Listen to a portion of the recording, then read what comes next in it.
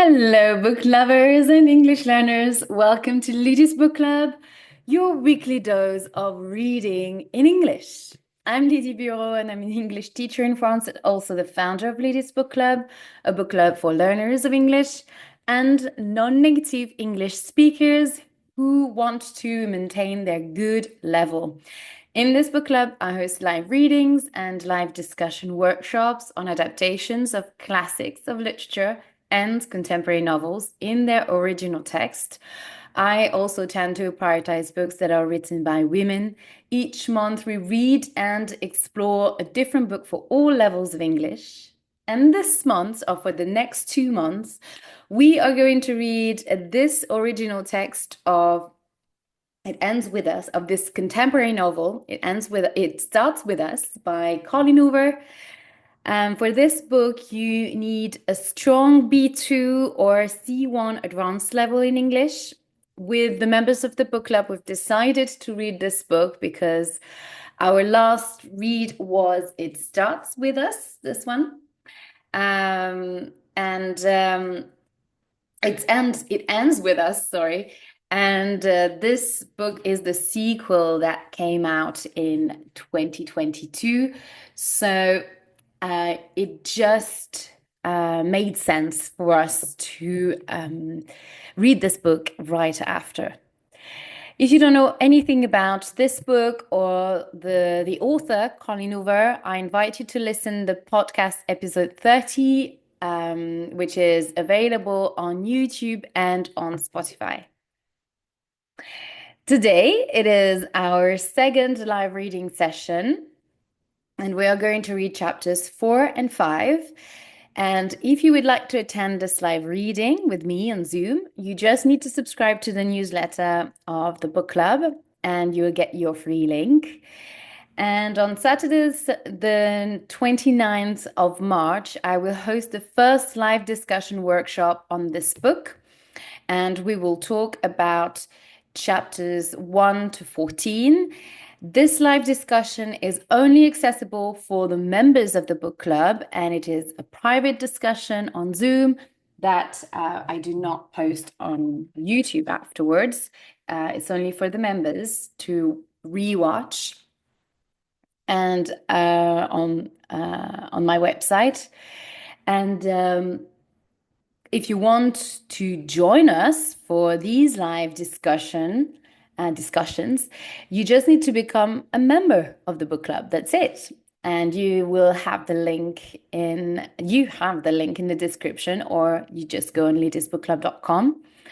I strongly recommend you to join us in this live discussions or to join the book club because it will be the best way for you to improve your speaking and your reading skills in English and get the motivation to keep reading. And also, it will develop your critical thinking skills and give you a goal as well and something to look forward after the reading, after reading the chapters, or after reading the chapters that you've done during the week. So it is going to be for you a fantastic way to meet other book lovers as well and non-native English speakers from around the world.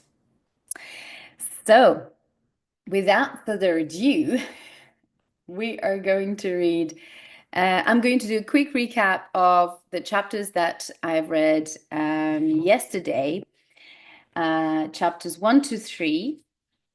So, in chapter 1, as I mentioned yesterday, the book is divided in different chapters, of course.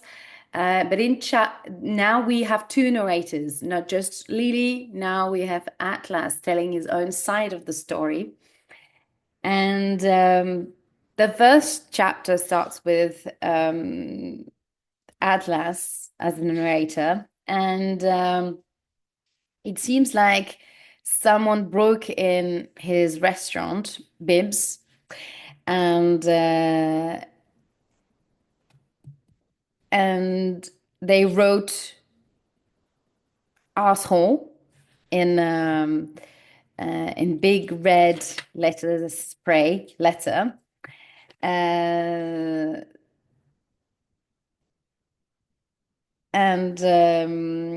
he is with his friend and colleague Darren, and with his two friends, Darren and Brad. And they're wondering why, who could have done this, and I realize that the person who broke in uh, stole only croutons, which are bread cooked. It is usually for or grilled, and it's usually to put in the soup. So uh, it's delicious. And that's it. This is all they stole. And Atlas does want to report this theft because he knows that, and he doesn't see the point of reporting someone that just stole croutons. And he knows what it's like to be hungry, because he assumes these people or that person was just hungry, sorry. So he says that he's not going to report the theft, and he knows because he knows doesn't make sense to him, and he knows what it feels like to be hungry. In chapter 2, Lily is in her shop, in her flower shop. Remember, she left Emmy to her dad, Ryle, because it happens just after she met Atlas in the street. Well, they bumped into each other in the street, and she was running late to give Emmy to Ryle, because it was his day to take their baby girl, and they've arranged this custody, and he takes her twice a week, and she has the full custody of their daughter. Custody is the word in English that means that the parent has the right to looks after their child and has the child, basically. As they have done this arrangement in agreement, and while so far has been very cooperative, but Lily is very worried that at some point when she will move on with her life, he becomes an annoyance, because she realized that Ryan still hopes for them to get back together. Although they've divorced, he still somehow hopes that she will change her mind and she will take him back. So he's been very cooperative and kind towards everything that she has asked for, the custody, and their very cordial relationship. But she fears that if something happens between Atlas and her, which she would love very much, Ryle will not accept it, or will she fears that he might not react well. So this is the reason why she doesn't want to text Atlas back as she promised when they left off in the street.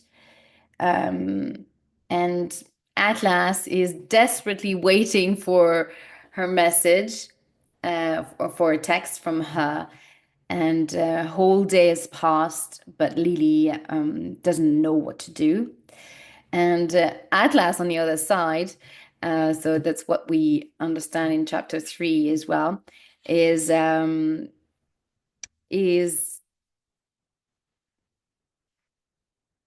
wondering what is going on in Lily's head, and he's waiting for her text. And he has a very unexpected friend to whom he seek advice and help in regards to his relationship with Lily. And this person is Theo. And Theo is 13 years old. He is a child. He is a teenager. And he's the son of Brad. And Brad is the Atlas's friend and co-worker as well, or colleague. And they bond with each other, really, because Theo wants to become a therapist in the future. And it seems like Atlas has been enjoying in their talks, and he's now more benefiting from their talk because of Theo's outlook and different perception of the relationship between Lily and Atlas, and because he's a different generation, I guess, and he's questioning. Maybe he's helping Atlas questioning less.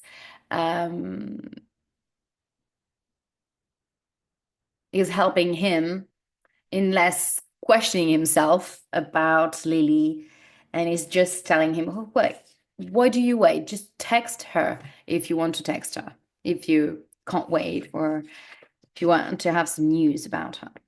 So he ended up texting her, but he didn't get quite the answer he expected, because Lily replies very, very quickly, but very shortly to his text. And I guess he's a bit disappointed. Right. Now let's read chapter 4. Lily. Mine and Rye's situation has been an unconventional one since Emerson was born. I don't think many couples file divorce papers at the same time they sign their newborn's birth certificate.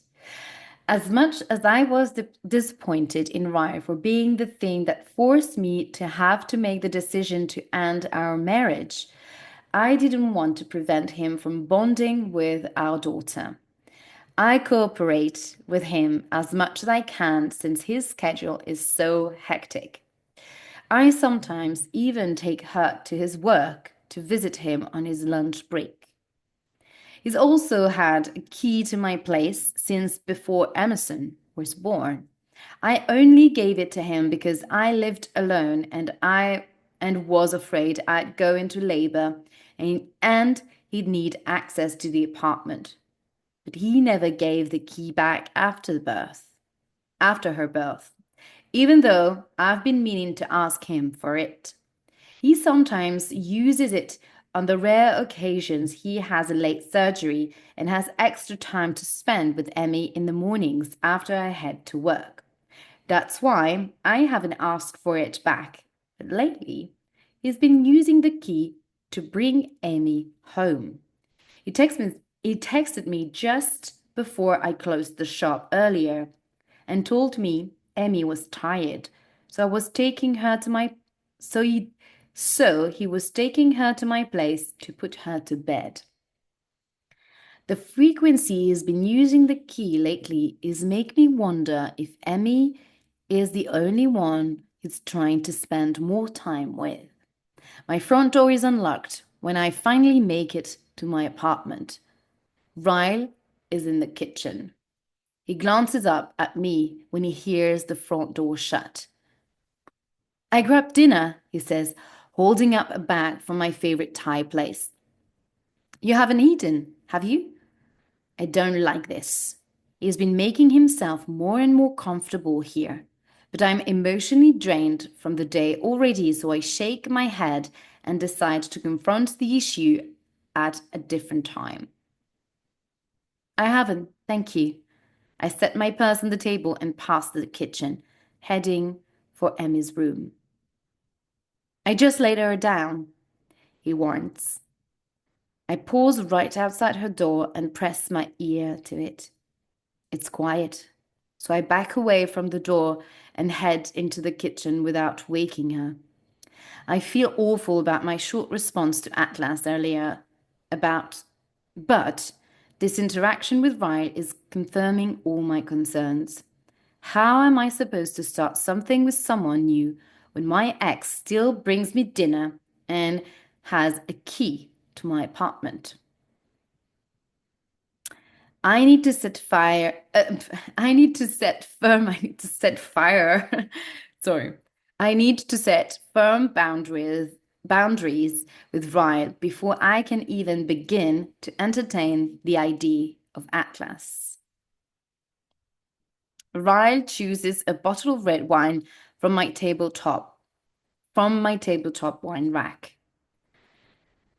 Mind if I open this? I shrug as I spoon pad thai onto my plate. Go ahead, but I don't want any. Ryle puts the bottle back and opts for a glass of tea. I grab a water out of the fridge and we both take a sit at the table. How was she today? I ask him, sorry. A little cranky, but I had a lot of errands to run. I think she just got tired of going in and out of the car seat. She was better when we went over to Elise's. When's your next day off? I ask him. Not sure. I'll let you know. He reaches forward and uses his thumb to wipe something off my cheek. I flinch a little, but he doesn't notice. Or maybe he pretends not to. I'm not sure if he realizes the reaction I have anytime his hand comes near me. I'm not sure if he realizes the reaction I have anytime his hand comes near me is a negative one. Knowing Ryle, he probably thinks I flinched because I felt a spark. After Emmy was born, there were moments here and there when I would feel a spark between us.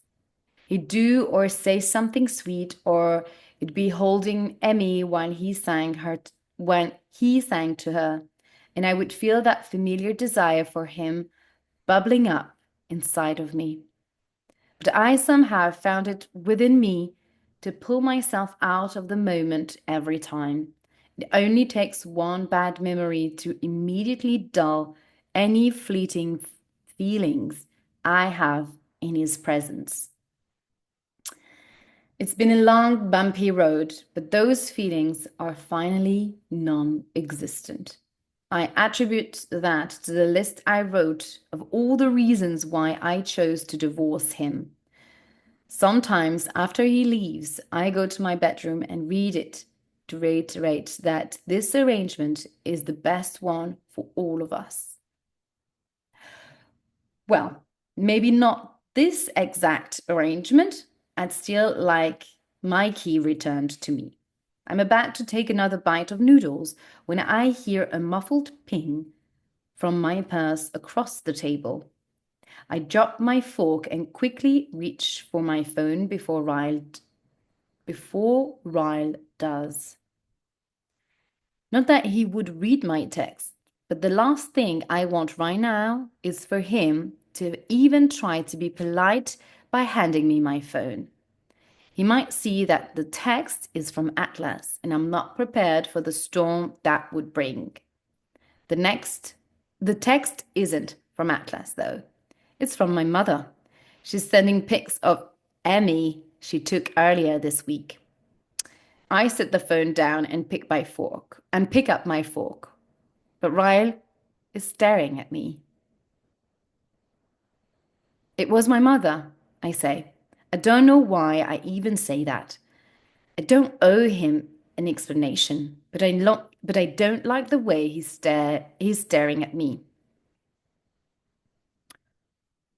Who were you hoping it would be? You practically lunged across the table for your phone. No one. I take a drink. He's still staring. I have no idea how well Ryan can read me, but it looks like he knows I'm lying.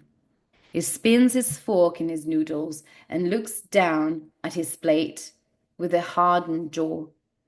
Are you seeing someone? There is an edge to his voice now. Not that it's any of your business, but no. Not saying it's my business, just having a casual conversation. Ooh. I don't respond to that because it's a lie. Any recently divorced husband asking his ex-wife if she is seeing someone is making anything but casual conversation. I do think we need to have a more serious conversation at some point about dating, he says, before either of us brings other people around Emerson. Maybe lay some ground rules. I nod.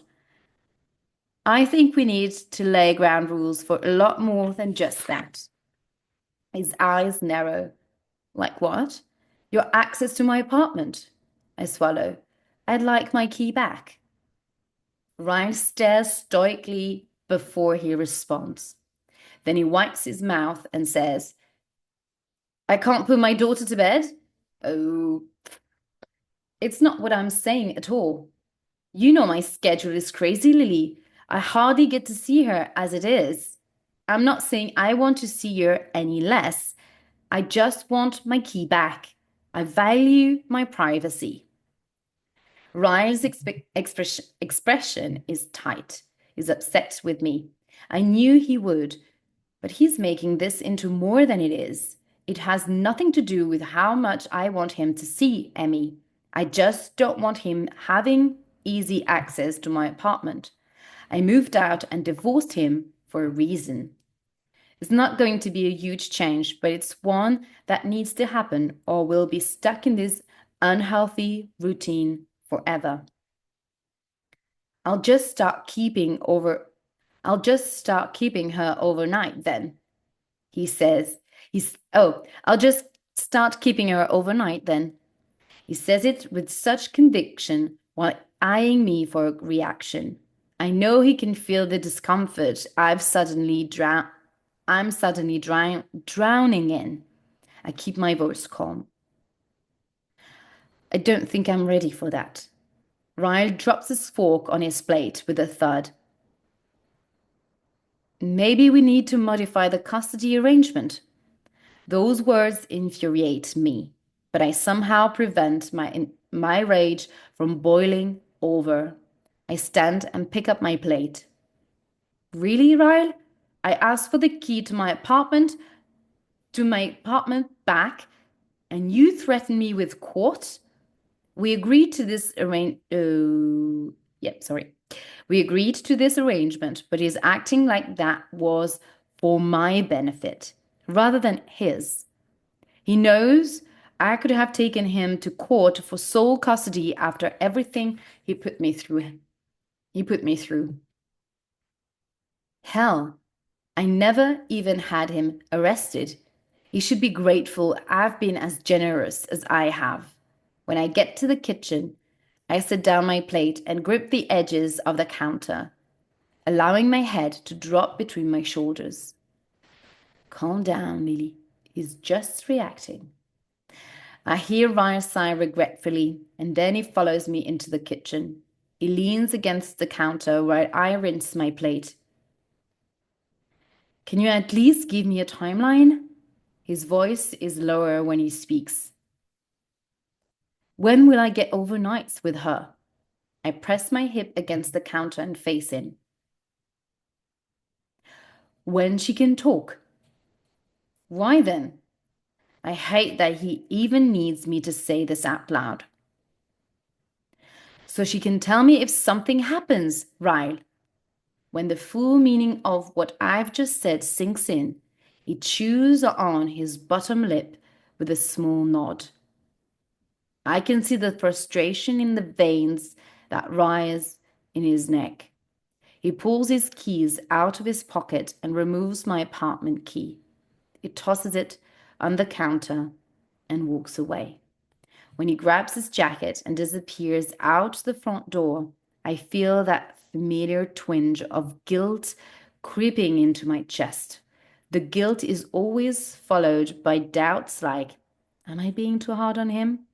And what if he really has changed? I know the answers to these questions, but sometimes it feels good to read the reminders. I go to my room and pull the list out of my jewelry box. He slapped you because you laughed. He pushed you down a flight of stairs. He pushed you down a flight of stairs. He bit you. Number one, two, sorry. One, he slapped you because you laughed. Two, he pushed you down a flight of stairs. Three, he bit you. Four, he tried to force himself on you. Five, you had to get stitches because of him. Six, your husband physically hurt you more than once. It would have happened again and again. And seven, you did this for your daughter. I fold the list. I run my finger over the tattoo on my shoulder, feeling the small scars he left there with his teeth. If Riley did these things to me at the highest point of our relationship, what would it be? What would he be capable of at the lowest? I fold the list and put it back in my jewelry box for the next time. For the next time, I might need a reminder. And that's the end of chapter 5. Right. And we really see how difficult it must be for divorced couple to and especially with the background of Ryle, to see how difficult it is for Lily to keep strong, to stay strong in front of him and not bend, because otherwise it's all back to how it was, and Ryle doesn't make it easy for her because he's still holding on to their relationship and to the comfort of and the kindness of Lily, basically. Chapter 5, Atlas. It was definitely targeted, Brad says, staring at the graffiti. Whoever vandalized Bibbs 2 nights ago decided to hit up my newest restaurant last night. Corrigan's has 2 damaged windows, and there is another message spray painted across the back door. Fuck you, Atlas. With 2 S's, that makes ass. They added an S and underlined ass in my name. I catch myself wanting to laugh at the cleverness, but my mood isn't making space for humor this morning. Yesterday, the vandalism barely fazed me. I don't know if it was because I had just run into Lily and was still riding that high, but this morning I woke up stuck on her apparent avoidance of me. Because of that, the damage to my newest restaurant feels like it's cutting a little deeper. I checked the security footage. I'm hoping it reveals something useful. I still don't know if I want to go to the police. Maybe if it's someone I know, I can at least confront them before I'm forced to resort to that. Brad follows me into my office. I power on the computer and open the security app. I think Brad can feel my frustration because he doesn't speak while I search the footage for several minutes. There, Brad says, pointing to the lower left-hand corner of the screen. I slow down the footage until we see a figure. When I hit play, we both stare in confusion.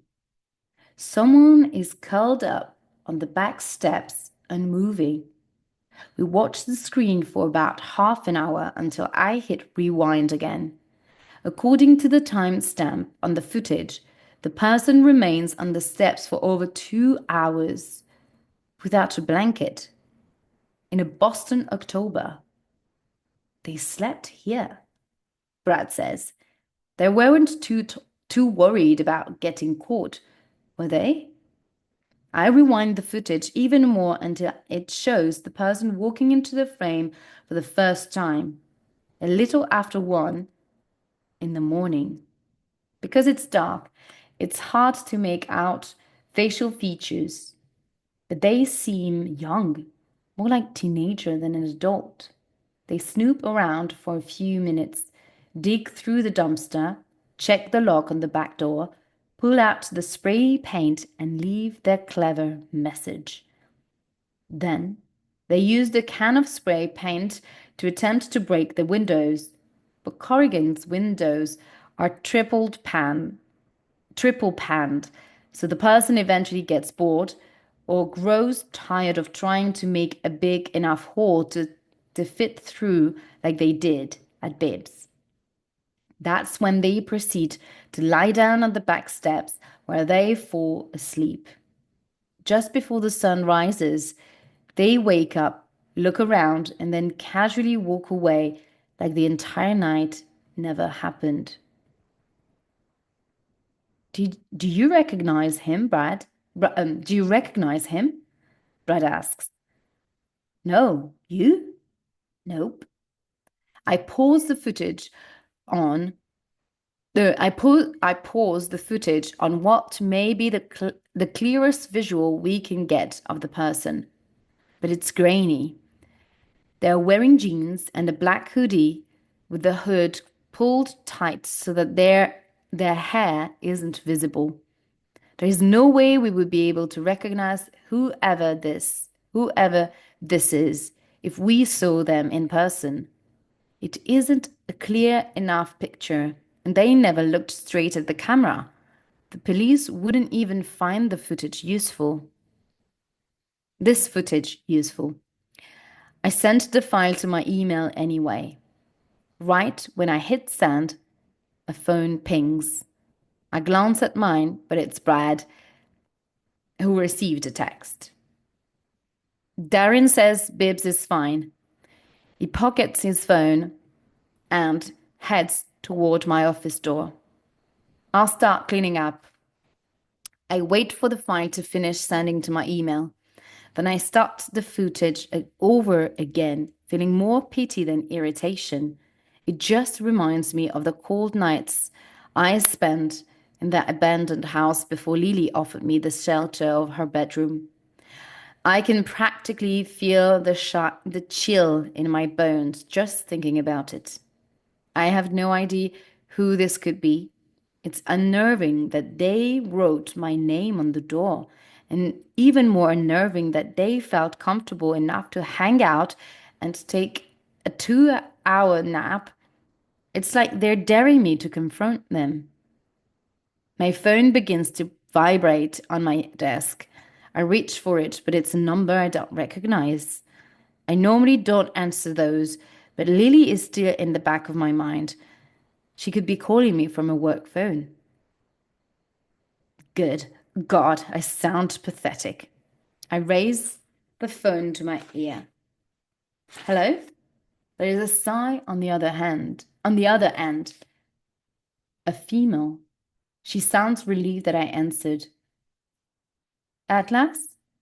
A sigh too, but not from relief. I sigh because it isn't Lily's voice. I'm not sure whose it is, but anyone other than Lily is disappointing, apparently. I leaned back in my office chair. Can I help you? It's me. I have no idea who me is. I think back to any exes that could be calling me, but none of them sound like this person. And none of them would assume I would know who they were if they simply said it's me. Who's speaking? Me, she says again, emphasizing it like it'll make a difference. Sutton, your mother. I immediately pulled the phone away from my ear and look at the number again. This has to be some kind of prank. How would my mother get my phone number? Why would she want it? It's been years since she made it clear she never wanted to see me again. I say nothing. I have nothing to say. I stretch my spine and lean forward, waiting for her to spit out the reason she finally put forth the effort to contact me. I, she pauses. I can hear a television on in the background. It sounds like the price is right. I can almost picture her sitting on the couch, a beer in one hand and a cigarette in the other at 10 in the morning.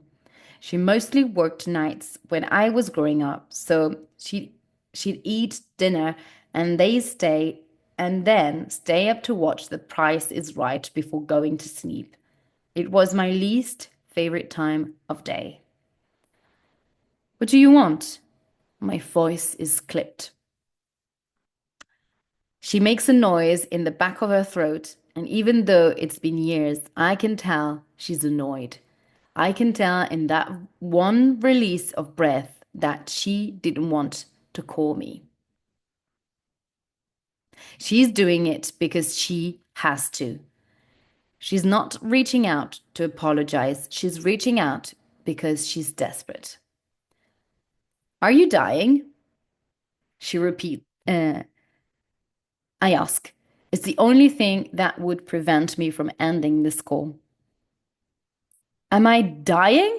She repeats my question with laughter as if I'm absurd and unreasonable and an asshole. No, I'm not dying. I'm perfectly fine. Do you need money? Who doesn't? Every ounce of anxiety she used to fill me with returns in just these few seconds on the phone with her. I immediately end the call. I have nothing to say to her. I block her number, regretful that I gave her as long as I did to speak.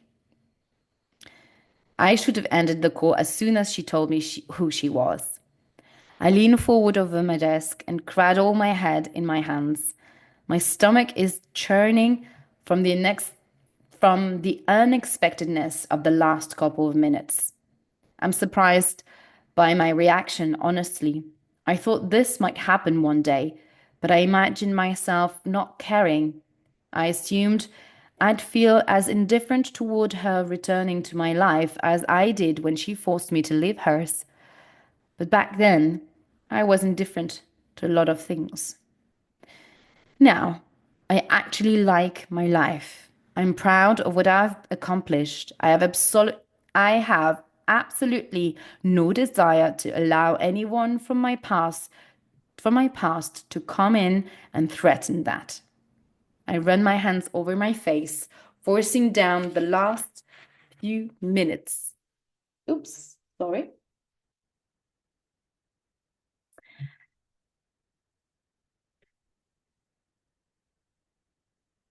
I run my hands over my face, forcing down the last few minutes. Then I push back from my desk. Sorry, did I read properly? Forcing down. I run my hands over my face, forcing down the last few minutes. Then I pushed back from up. Then I push back from my desk. I walk outside to help Brad with the repairs and do my best to move beyond this moment. It's hard, though. It's like my past is crashing into me from all directions, and I have absolutely no one to discuss this with. After a few minutes of both of us working in silence, I said to Brad, "You need to get Theo a phone. He's almost 13." Brad laughs. "You need to get a therapist who's closer to your age." And that's the end of chapter 5. Right. So that's it for today. And I hope that you enjoyed that reading today and that you'll be able to join me in the next live reading session. It will be next Wednesday at 11 a.m. Central European Time, and we will read chapters 6 and 7. And I wish you a beautiful end of the day and see you next week. Bye.